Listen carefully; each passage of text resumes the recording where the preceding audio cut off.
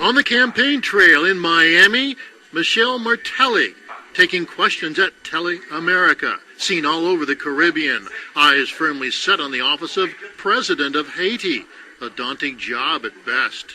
A government that I'll run will be less interested in the money than in the structure. We need assistance. We need cooperation. We need training.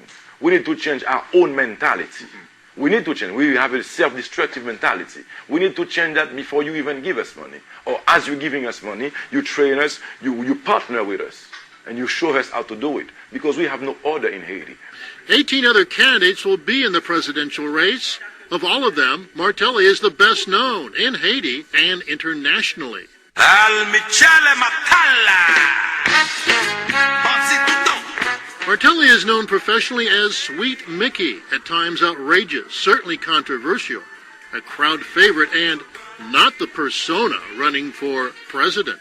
Michel Martelly, the man you're looking at, was the man who managed Sweet Mickey the artist. And Michel Martelly will be the one in charge of the country. Whoever wins faces this, the ever-so-bogged-down Haitian earthquake recovery, and maybe worse, since 1804, one of the world's most corrupt and ill-run countries in the world. We have no leadership in Haiti. We have no organization, no plan. With millions in promised aid, Haiti is still flat on its back.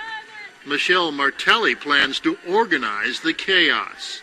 What are the plans? Where are we going? Because now the government is not getting money because of corruption, and now the NGO who is getting the money is not showing results.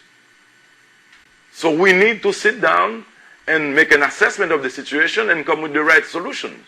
And we cannot do that until we get into power. Haitians go to the polls November 28th. Hank Tester, NBC, Doral.